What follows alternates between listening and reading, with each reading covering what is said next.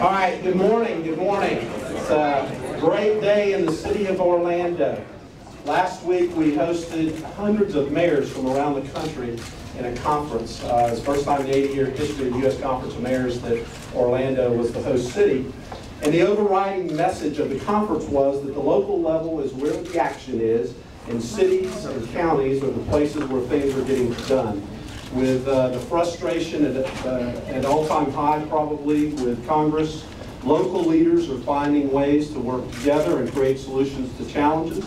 And today, Mayor Jacobs and I and our respective commissions are putting those words into action.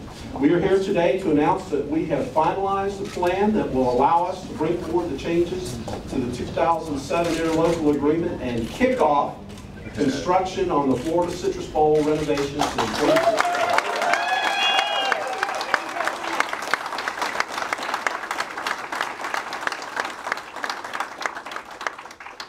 Recession has taught us the term, or to be aware of the term worst case scenario.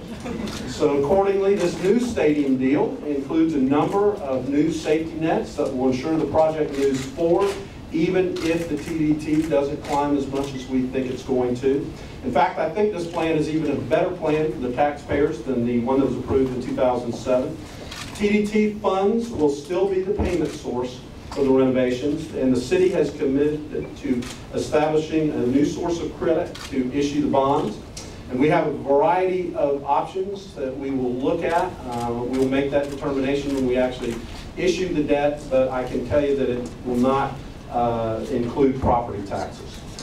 Beginning construction on the renovation of the Citrus Bowl will ensure that we don't lose the place in line that we have with our bowl games. And as most of you know, the postseason for NCAA college football is changing very rapidly, and we want to make sure that Florida Citrus Sports has every advantage as they go into negotiations related to those. So I want to thank Steve Hogan and all the Florida Citrus Bowl supporters for their steadfast commitment to making this happen.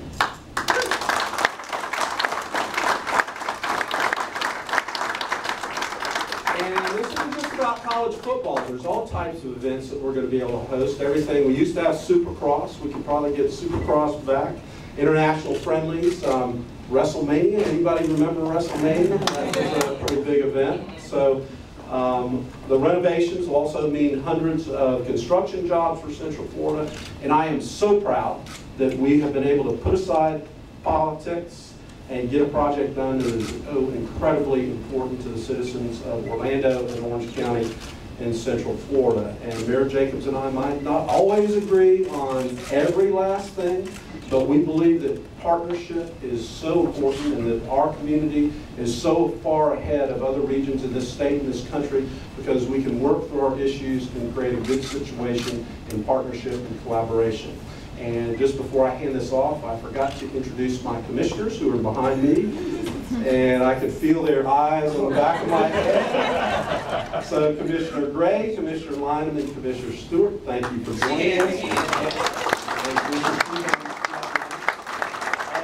one last thing, when Tom Mickle, who was the executive director or president, whatever, the head honcho at Florida Citrus Sport, passed away, his wife Jill gave me one of his ties, and I'm wearing it today to commemorate that because I know this renovation was something he's probably looking down and smiling today. With that, I'd like to turn it over to my good friend and partner, Mayor Jacobs.